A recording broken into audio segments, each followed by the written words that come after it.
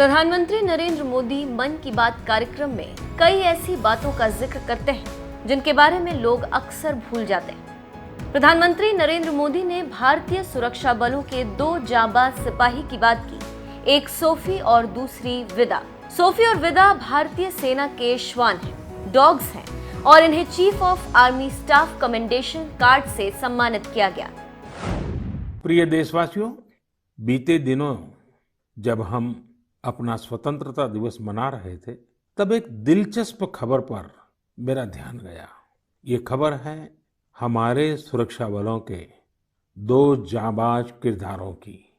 एक है सोफी और दूसरी विदा। सोफी और विदा इंडियन आर्मी के श्वान है, डॉग्स है और उन्हें chief of army staff commendation card से सम्मानित किया गया है। सोफी और विदा को ये सम्मान इसलिए मिला क्योंकि इन्होंने अपने देश की रक्षा करते हुए अपना कर्तव्य बखूबी निभाया है। हमारी सेनाओं में, हमारे सुरक्षा बलों के पास ऐसे कितने ही बहादुर श्वान हैं, डॉग्स हैं, जो देश के लिए जीते हैं और देश के लिए अपना बलिदान भी देते हैं। कितने ही बम धमाकों को, कितनी ही आतंकी साजिशों को रोकने में ऐसे डॉग्स ने बहुत अहम भूमिका निभाई है। कुछ समय पहले मुझे देश की सुरक्षा में डॉग्स की भूमिका के बारे में बहुत विस्तार से जानने को मिला।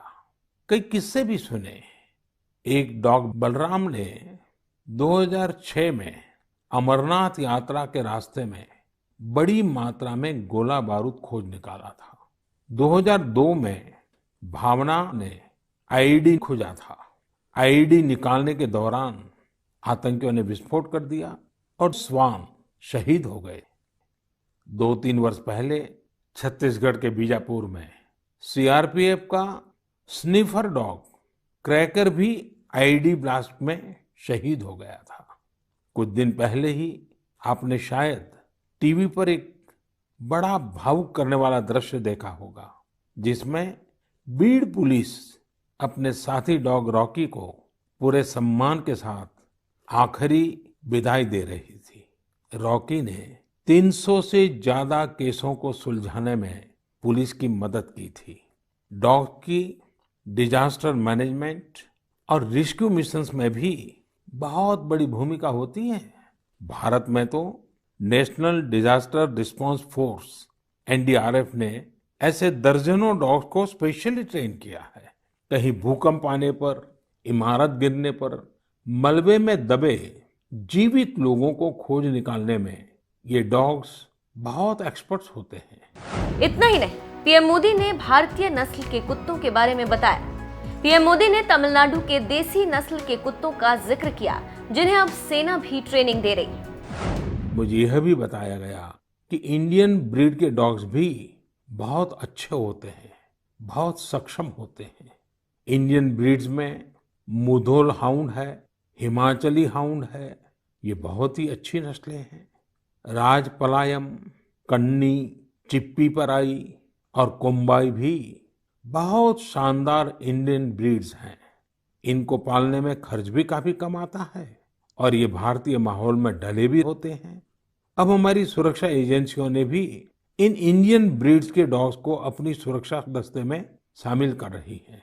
पिछले कुछ समय में आर्मी, सीआईएसएफ, एनएसजी ने मुधोल हाउंड डॉग्स को ट्रेन करके डॉग स्क्वाड में शामिल किया है।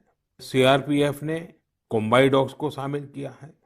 Indian council of agriculture research भी भारतीय नस्ल के डॉग्स पर रिसर्च कर रही है। मकसद यही है कि इंडियन ब्रीड्स को और बेहतर बनाया जा सके और उपयोगी बनाया जा सके। आप इंटरनेट पर इनके नाम सर्च करिए, इनके बारे में जानिए। आप इनकी खूबसूरती, इनकी क्वालिटी देखकर हैरान हो जाएंगे। अगली बार जब भी आप डॉग पालने की सोचें, आप जरूर इनमें से ही किसी इंडियन ब्रीड के डॉग को घर लाएं।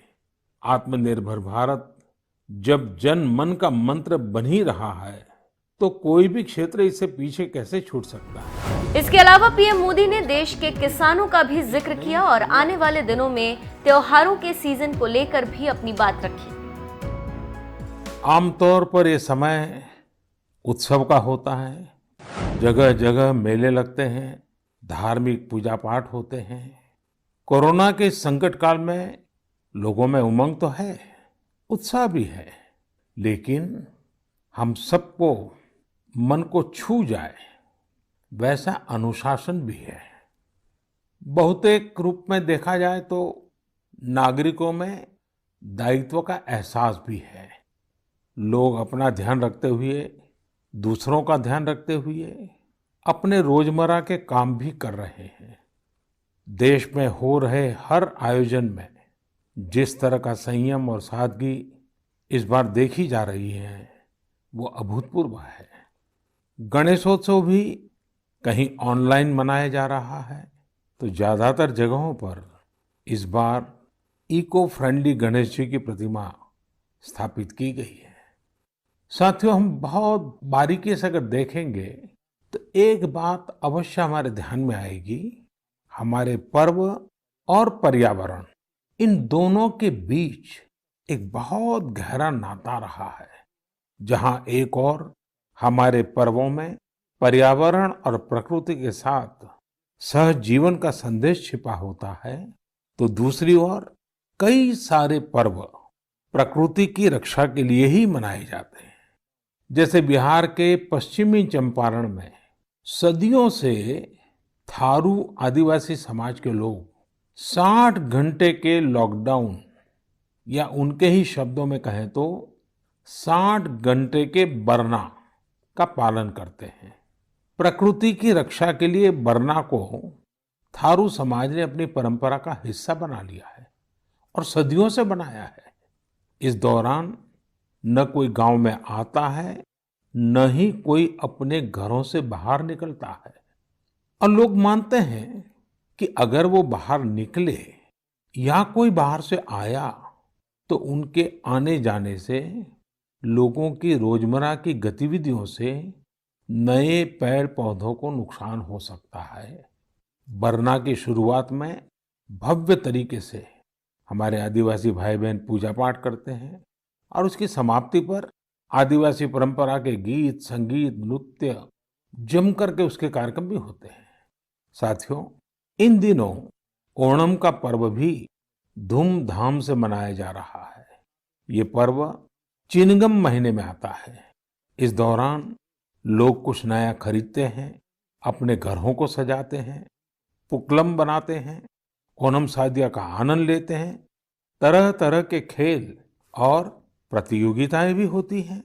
ओणम की धूम तो आज दूर सुदूर विदेशों तक पहुंची हुई है। अमेरिका हो, यूरोप हो या खाड़ी देश हो, ओणम का उल्लास आपको हर कहीं मिल जाएगा। ओणम एक इंटरनेशनल फेस्टिवल बनता जा रहा है। साथियों, ओणम हमारी कृषि से जुड़ा हुआ पर्व है। ये हमारी ग्रामीण अर्थव्यवस्था के लिए भी एक नई शुरुआत का समय होता है। किसानों की शक्ति से ही तो हमारा जीवन, हमारा समाज चलता है।